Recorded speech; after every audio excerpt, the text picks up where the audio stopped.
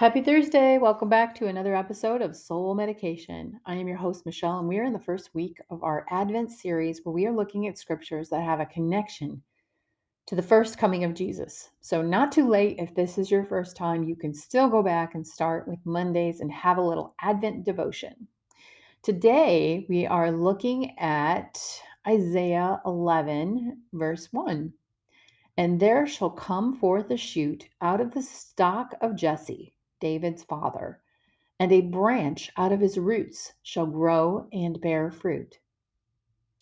Well, we have already looked at the foretelling of a star from Jacob, and now we have a shoot, a rod or branch out of the stock of Jesse. So this shoot is in the lineage of David. But let's first look at the last two verses of chapter 10 in Isaiah. But just when the Assyrian is in sight of his goal, behold, the Lord of hosts, will lop off the beautiful boughs with terrorizing force. The high in stature will be hewn down, and the lofty will be brought low, and he will cut down the thickets of the forest with an axe.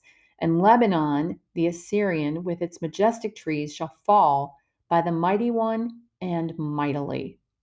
So, wow, God has brought low all the proud. And I can totally relate to this. Just when you think you've knocked it out of the park, you are humbled. But as God speaks through Isaiah in the next chapter, he's looking over the leveled forest. And what do we see? We see this shoot of David. Out of all the lopped off beautiful boughs, all run down, cut down. And if you're not aware of the history here, Israel had not had a king from the line of David for about 600 years. Matthew Henry's concise commentary says Jerusalem had been defended by grace and the divine protection, but when God withdrew, she was left like a wilderness. So then here comes this new shoot, a new branch from the house of David, Jesus, the Messiah and King. What a beautiful picture of restoration, Jesus, the giver of new life. But Christ did not come into the world as a royal king. And when we look at this verse, at how his lineage is described, we get a hint of that. How much more royal would this announcement be if it had been from the stock or the house of David, of King David?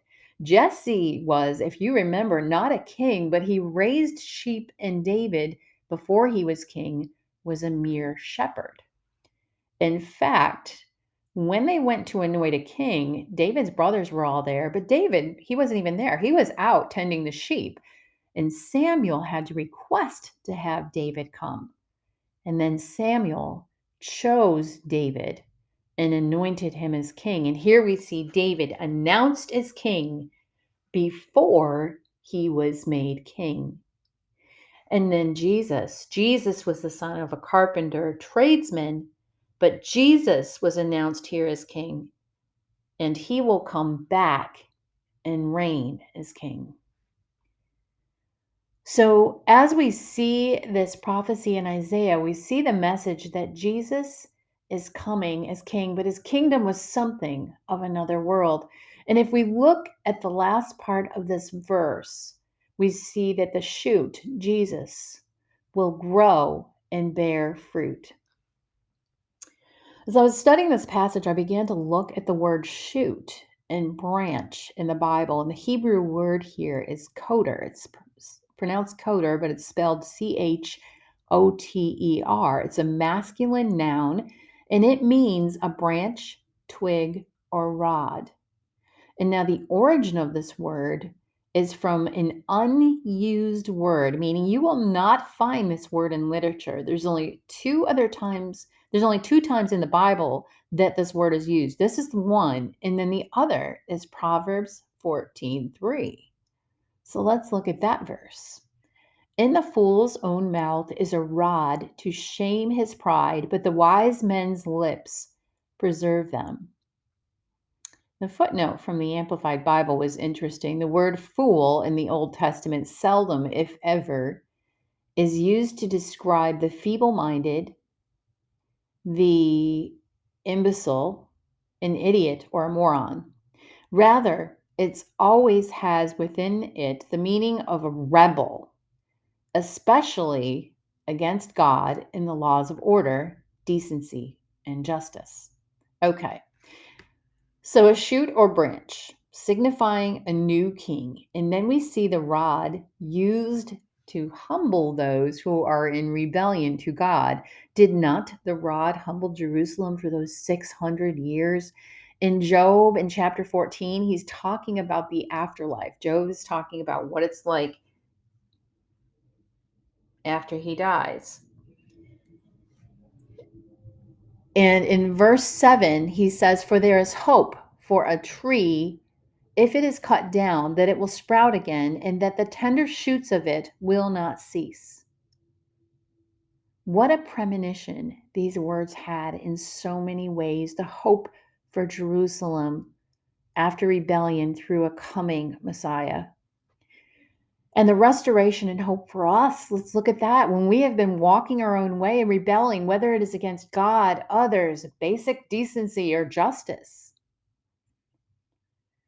Has your life been stagnant? Have you been brought low and humbled?